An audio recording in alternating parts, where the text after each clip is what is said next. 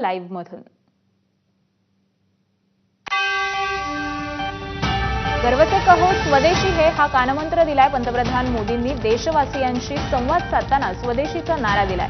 भारताला गौरव वाटेल अशा वस्तूंचं उत्पादन वाढवलं पाहिजे। देशाला समृद्ध करायचं असेल तर प्रत्येक घर दुकान स्वदेशी वस्तूंनी भरलं पाहिजे असं आवाहन पंतप्रधान मोदींनी केलंय। स्वदेशी वस्तूंच्या उत्पादनासाठी राज्यांनी देखील प्रोत्साहन दिलं पाहिजे असं मत मोदींनी व्यक्त केलंय।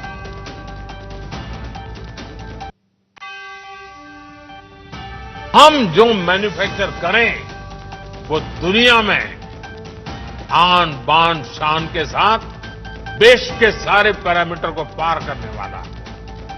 हमारे प्रोडक्ट्स की क्वालिटी दुनिया में भारत की पहचान बढ़ाए, भारत का गौरव बढ़ाए। हम जो मैन्युफैक्चर, हमें हर घर को स्वदेशी का प्रतीक बनाना है, हर दुकान को स्वदेशी से सजाना है। गर्व से कहो ये स्वदेशी है, गर्व से कहो मैं स्वदेशी खरीदता हूं। देशात जीएसटी रिफॉर्ममुळे बचतीचा उत्साह सुरू होतोय। त्यामुळे निओ मिडल क्लास वर्गाची आणि गरिबांची भरभराट होणार आहे असा विश्वास हा पंतप्रधान मोदींनी व्यक्त केलाय। आता फक्त 5% आणि 12% असे दोनच जीएसटीचे स्लॅब असतील असं मोदींनी स्पष्ट केलंय। 12% स्लॅबमधल्या जवळपास 99% वस्तू ह्या 5% स्लॅबमध्ये आल्याचं देखील मोदींनी म्हटलंय। जिन सामानों पर पहले 12% टैक्स लगा करता था, उसमें से 99% यानी करीब करीब 100 के निकट 99% चीजें अब 5% टैक्स के दायरे में आ गई है। भाजपकडून मेरा देश पहले the untold story of Narendra Modi या कार्यक्रम आयोजित करण्यात आलाय। नरेंद्र मोदींच्या वाढदिवसानिमित्त सांस्कृतिक कार्यक्रमाचं आयोजन करण्यात आलंय। मुख्यमंत्री देवेंद्र फडणवीस आणि मुकेश अंबानी यांच्या उपस्थितीमध्ये मोदींवर केलेली डॉक्युमेंटरी प्रदर्शित करण्यात आली आहे। लेखक आणि गीतकार मनोज मुंतशीरकडून गाण्याचं आयोजनही करण्यात आलंय। यावेळी अमृता फडणवीस या देखील या कार्यक्रमाला उपस्थित होत्या। हा जो म्युझिकल पाहिला प्रत्येकाने पाहण्यालायक आहे। मनात देशप्रेम असं ओतप्रोत भरून येतं आणि मोदीजींनी कशा प्रकारे ही आपल्या जीवनाची जी जर्नी आहे, आपला रस्ता कसा त्यांनी निवडला आणि कसा पूर्णत्वाला आणला ते पाहून खूपच मन असं भरून येतं। पंतप्रधान मोदींनी काल आपल्या भाषणातून जीएसटी संदर्भात मोठा निर्णय दिलाय। यावर राहुल गांधींनी नवीन जीएसटीचे दर म्हणजे गृहस्थी सर्वनाश अशी टीका देखील केली आहे। पण या निर्णयाचं कौतुक करत राज्याचे उपमुख्यमंत्री एकनाथ शिंदेंनी हा निर्णय म्हणजे ग्रोथ सक्सेस आणि गृहस्थी सेव्हिंग टॅक्स असं म्हणत राहुल गांधींना प्रत्युत्तर दिलंय। देशवासियांना ही दिवाळीपूर्वी दिलेली मोठी भेट असून घटस्थापनेच्या मुहूर्तावरती हे बदल लागू होणार असल्यानं देशात ही महासत्तेची घटस्थापना असल्याचं मत शिंदेंनी व्यक्त केलंय।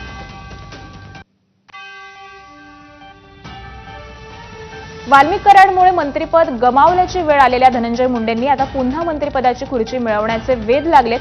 रायगडमधील एका कार्यक्रमामध्ये त्यांनी तशी जाहीरपणे मागणीच केली आहे। रिकामं ठेवू नका, तटकरेंना हीच विनंती करतो असं मुंडे जाहीरपणे म्हणाले। तर मुंडेंबाबत वरिष्ठ नेते निर्णय घेतील असं राष्ट्रवादीचे प्रदेशाध्यक्ष सुनील तटकरे म्हणाले। धनंजय मुंडेंनी भाषणामध्ये सांगितलं की मला आता काम द्या। पुन्हा एकदा धनंजय मुंडेंची मंत्रिमंडळाला संधी भेटेल। त्यांनी सांगितलं की मला काम द्या, त्याचा अर्थ वेगवेगळ्या पद्धतीने होत असतो। योग्य वेळेला या संदर्भातला निर्णय, कारण त्यांनी राजीनामा दिला काही कारणाच्यामुळे न्यायालयीन प्रक्रिया चौकशीची सुरू आहे, त्या संदर्भातला निर्णय पक्षश्रेष्ठी आणि युतीचे नेते मुख्यमंत्री अजितदादा एकत्रितपणे बसून घेतले। ओबीसींच्या लढाईत जो सामील होणार नाही त्याला धडा शिकवा, जो ओबीसींच्या लढाईत सहभागी होणार नाही त्याला विरोधक मानू अशी टीकाही भंडाऱ्यात विजय वडेट्टीवारांनी ओबीसी नेत्यांवर केली। तसंच सरकारला ओबीसींचा वापर करून घ्यायचा आहे अशी टीका देखील वडेट्टीवारांनी केली आहे।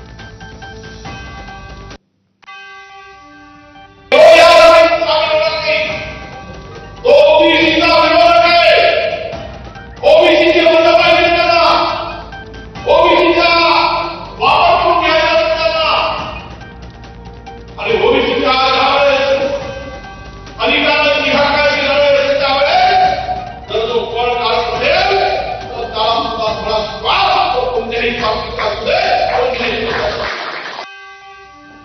आरक्षणाच्या मागणीवर आणि विरोधावर मंत्री आणि ओबीसी नेत्या पंकजा मुंडेंनी महत्त्वाचं वक्तव्य केलंय.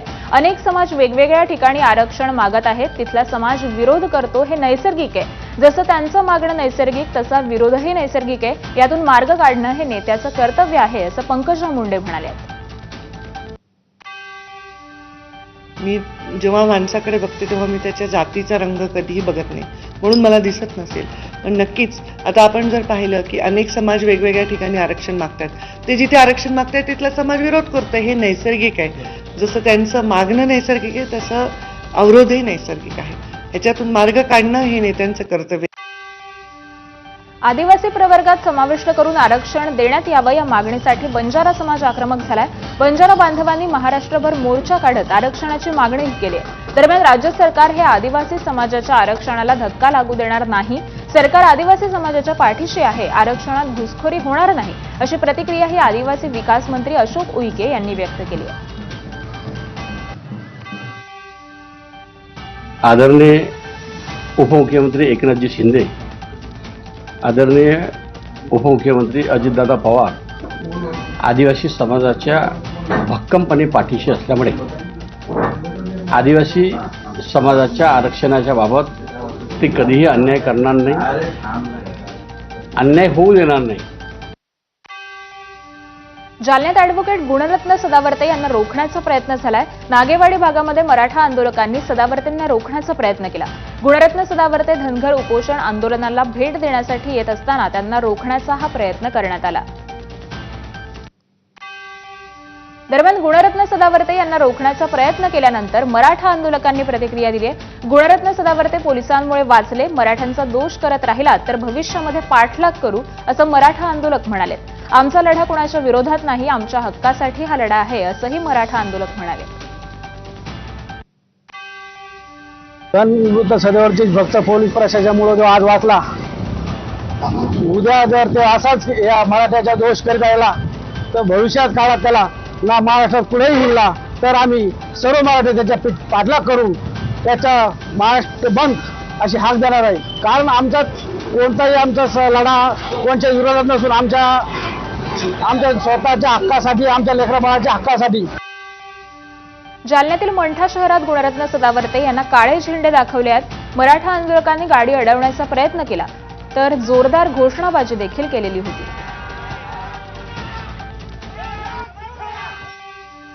विधानसभेला प्रचंड बहुमत मिळवणाऱ्या महायुतीच्या एका आमदारानं आगामी निवडणुकीमध्ये जिंकण्यासाठीचा फॉर्म्युलाच जाहीर केल्याची चर्चा रंगली आहे. मारहाण, दमदाटी, शिवराळ भाषा यासाठी खूप प्रसिद्ध असणारे संजय गायकवाड यांनी स्थानिक स्वराज्य संस्थेच्या निवडणुकीमध्ये जिंकण्यासाठी येणाऱ्या खर्चाचं गणितच जाहीर केलंय.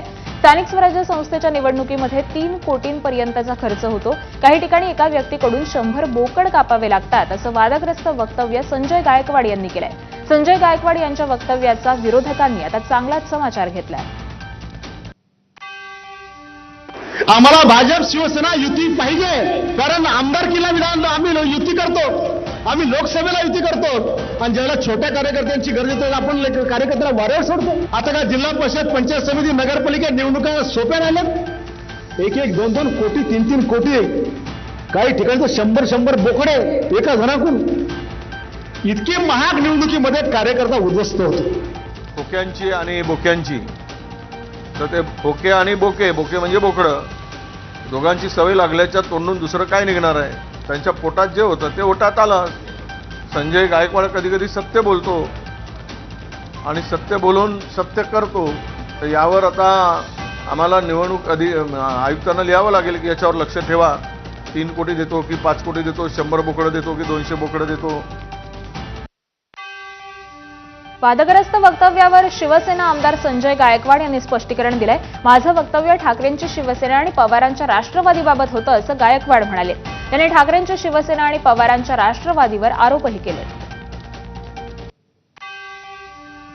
बुलढाणा तालुक्यामध्ये 2 जिल्हा परिषद सर्कलला एका ठिकाणी शरद पवार साहेबांच्या पक्षाचा उमेदवार आणि एका आजच्या उभाटाचा उमेदवार, या दोन्ही उमेदवारांनी दोन्ही निवडणुकांमध्ये पैशाचा पाऊस पडलेला आहे आणि 100 बोकडे त्या ठिकाणी कापलेले आहेत. यांना जर खोटं वाटतं तर यांनी जाऊन त्या मतदारसंघात चौकशी करावी. यांना असं वाटतं ना की खोके, बोके, बोकडे, बिकडे हे तुमचेच आहेत म्हणा. मी जे वक्तव्य केलं हे आमच्या पक्षाबद्दल नाही केलं. माहितीच्या लोकांबद्दल नाही केलं, जे अनुभव मी यांचे घेतले त्यांच्याबद्दल केलं. आणि ज्या वेळेला हे पैसे खर्च करतो त्यावेळेस मी पण त्यांच्या पक्षामध्ये होतो आणि मी हा तमाशा पाहत होतो. हे काय सांगतील मला? बहुतांश निवडणुकांमध्ये शहरातले लोक जे पैशावाले हेच जाऊन ग्रामीणमध्ये निवडणुका लढतात आणि त्यांच्याकडे गडगडनं पैसा असतो, त्याच्यामुळे ग्रामीण भागातला माणूस जिंकत नाही. आणि मी जे वक्तव्य केलं मी काय चुकीचं नाही केलं, हे माझ्यासमोर घडलेलं आहे. हे मी त्या वडेट्टीवार, त्या वैभव नाईक आणि ती मुंबईची महापौर या सगळ्यांना सांगतो आपल्या माध्यमातून की तिथं बसून डिगावण्यात चबरेपणा करू नका. हे वास्तव खालचं आहे, मी जे बोललो करा. स्थानिक स्वराज्य संस्थांच्या निवडणुकीत निवडणूक लढवण्यासाठी 2 ते 3 कोटी रुपये खर्च करावे लागतात, तर कधी कधी 100 बोकड सुद्धा द्यावे लागतात, असं वक्तव्य बुलढाण्याचे शिवसेना आमदार संजय गायकवाड यांनी एका सभेमध्ये केलेलं होतं. या वक्तव्यावर स्पष्टीकरण देताना आमदार संजय गायकवाड पुन्हा बरळले. टीका करणाऱ्या विरोधकांना स्पष्ट सुनावलं आहे. वडेट्टीवार, वैभव नाईक आणि त्या मुंबईच्या महापौर बाईंनी जास्त चाभरेपणा करू नये. मी माझ्या पक्षाबद्दल नाही तर तुमच्या पक्षाबद्दल बोलत होतो, असं संजय गायकवाड यांनी स्पष्ट केलंय. मी जे 100 बोकड्याचं आणि 2-2, 3-3 कोटीचं बोललो हे 100% खरं आहे. त्यांना वाटतं यांचीच उमेदवार करतात, पण बुलढाणा तालुक्यामध्ये 2 जिल्हा परिषद सर्कलला एका ठिकाणी शरद पवार साहेबांच्या पक्षाचा उमेदवार आणि एका आजच्या उभाटाचा उमेदवार या दोन्ही उमेदवारांनी दोन्ही निवडणुकांमध्ये पैशाचा पाऊस पडलेला आहे आणि 100 बोकडे त्या ठिकाणी कापलेले आहेत. यांना जर खोटं वाटतं तर यांनी जाऊन त्या मतदारसंघात चौकशी करावी. पुण्यात पीएचडीच्या विद्यार्थ्यांचं आंदोलन सुरू होतं. आंदोलन सुरू असताना एका विद्यार्थ्याला चक्कर आली. 7 दिवसांपासून पीएचडीच्या विद्यार्थ्यांचं पुण्यामध्ये आंदोलन सुरू आहे. महाराष्ट्रात सध्या पावसानं थैमान घातलंय. मराठवाडा, विदर्भासह राज्यामध्ये अनेक जिल्ह्यांमध्ये पावसामुळे शेतीचं मोठं नुकसान झालंय. पण सरकारनं या संदर्भात अजूनही कोणतेही ठोस पावलं न उचलल्यामुळे मनसे आता आक्रमक भूमिका घेत आहे. राज्यभरामध्ये जिल्हाधिकारी कार्यालयाबाहेर शेतकरी बांधवांना घेऊन आंदोलनाची मनसेनं हाक दिली आहे. शेतीचं नुकसान झालेल्या भागामध्ये सरकारनं लवकरात लवकर ओला दुष्काळ जाहीर करून अपघातग्रस्तांना मदत जाहीर करावी आणि यासाठी आज ठिकठिकाणी मनसेकडून आंदोलन देखील केलं जाणार आहे. पडळकरांच्या जयंत पाटील आणि स्वर्गीय राजाराम बापू पाटील यांच्यावरील निषेधार्ह वक्तव्याचा विरोध सांगलीमध्ये राष्ट्रवादी शरद पवार गटाकडून आज मोर्चा आयोजित करण्यात आलाय. स्टेशन चौक ते राजाराम बापू पाटील यांच्या पुतळ्यापर्यंत हा मोर्चा असेल. आत्महत्या केलेल्या अभियंता अवधूत वडार या प्रकरणाची सखोल चौकशी व्हावी. भाजप आमदार गोपीचंद पडळकर यांना त्यांच्या वरिष्ठांनी जाब विचारावा आणि पडळकर यांचा राजीनामा घ्यावा यासाठी हा मोर्चा काढण्यात येणार आहे. ईव्हीएमच्या मुद्द्यावरून दिल्लीच्या मुख्यमंत्री रेखा गुप्तांच्या विधानानं भुवया उंचावल्यात. 770 वर्षांपासून काँग्रेस ईव्हीएम हॅक करत होतं तर ठीक होतं, आता भाजपनं केलं तर काय वाईट वाटतं असं त्या म्हणालेल्या आहेत. त्यामुळे ईव्हीएम हॅकची अप्रत्यक्ष कबुली त्यांनी दिली आहे का अशी चर्चा सध्या सुरू झाली आहे. एका वृत्तवाहिनीच्या कार्यक्रमामध्ये त्यांनी हे वक्तव्य केलं आहे. नाशिकच्या त्र्यंबकेश्वरमधील पत्रकार मारहाण प्रकरणी 3ही आरोपींना पोलीस कोठडी सुनावलेली आहे. न्यायालयानं आरोपींना 2 दिवसांची पोलीस कोठडी सुनावली. प्रशांत राजू सोनावणे, शिवराज धनराज आहेर, ऋषिकेश योगेश गांगुर्डे अशी 3ही आरोपींची नावं आहेत. नाशिकच्या त्र्यंबकेश्वरमधील पत्रकार मारहाण प्रकरणी नगर परिषदेनं एंट्री फी वसूल करणाऱ्या ठेकेदाराला नोटीस बजावली. ठेका रद्द करण्याबाबत कारण दाखवा नोटीसही बजावण्यात आली. संबंधित ठेकेदाराला ब्लॅकलिस्ट करण्याची शक्यता आहे, तर उपमुख्यमंत्री एकनाथ शिंदे यांच्या आदेशानंतर ही कारवाई करण्यात आली आहे. नाशिकमधील पत्रकार मारहाण प्रकरणी मंत्री दादा भुसे यांनी जखमी पत्रकारांची रुग्णालयात भेट घेतली. संबंधित पार्किंगच्या ठेक्याबाबत त्र्यंबक नगर परिषदेच्या सीईओला सूचना दिलेल्या होत्या असं भुसे म्हणाले. पत्रकारांच्या मारहाणीबाबत संपूर्ण चौकशी केली जाईल आणि आरोपींवरती कठोर कारवाई सुद्धा होईल असं दादा भुसे यांनी सांगितलंय. तर त्र्यंबकेश्वरमध्ये अनेक वेळा भाविकांना मारहाणीचे प्रकार हे समोर येत असल्यामुळे बदनामी होत आहे असं वक्तव्य देखील दादा भुसे यांनी केलंय. कालची जी काही घटना आहे निश्चितपणे दुर्दैवी आहे आणि आपण सर्वांनी त्या घटनेचा निषेध पण त्या ठिकाणी केलेला आहे. जो कोण असेल इथे पक्ष अमुक धमुक त्याच्या पलीकडच्या या गोष्टी आहेत त्याच्या डिटेल चौकशी पण केली जाईल आणि जो पण कोण असेल त्याच्यावर त्या ठिकाणी कायद्याप्रमाणे कठोर कारवाई केली जाईल. बातमी आहे एबीपी माझाच्या इम्पॅक्टची. अमरावतीतील सर्वात मोठ्या सुपर स्पेशालिटी रुग्णालयातील डॉक्टरांनी गेले काही संप पुकारले होते. यामागचं कारण होतं डॉक्टरांचा रखडलेला पगार. काही महिन्यांपासून इथल्या 65 डॉक्टरांचा पगार रखडला होता, त्यामुळे डॉक्टरांनी संपाचं हत्यार उपसलं होतं. मात्र त्यामुळे रुग्णांचे हाल झाले, अनेक शस्त्रक्रिया रखडल्या. एबीपी माझानं ही बातमी दाखवल्यानंतर अखेर रुग्णालयातील सर्व डॉक्टरांना गेल्या 4 महिन्यांचा पगार त्यांच्या खात्यामध्ये जमा झालाय. एबीपी माझानं 16 सप्टेंबरपासून ही बातमी लावून धरली होती.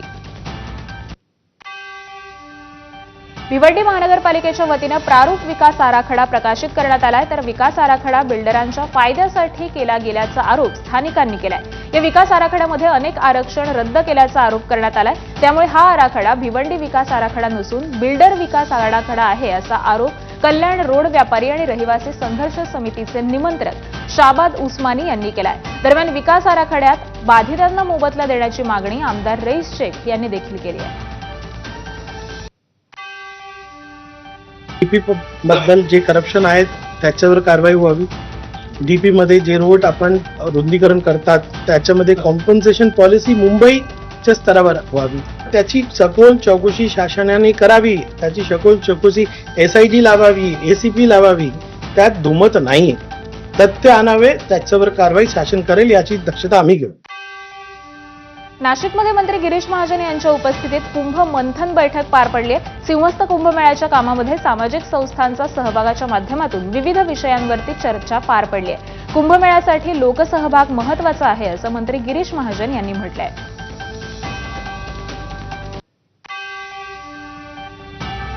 आणि यासोबतच बुलेटिनमध्ये एक छोटासा ब्रेक.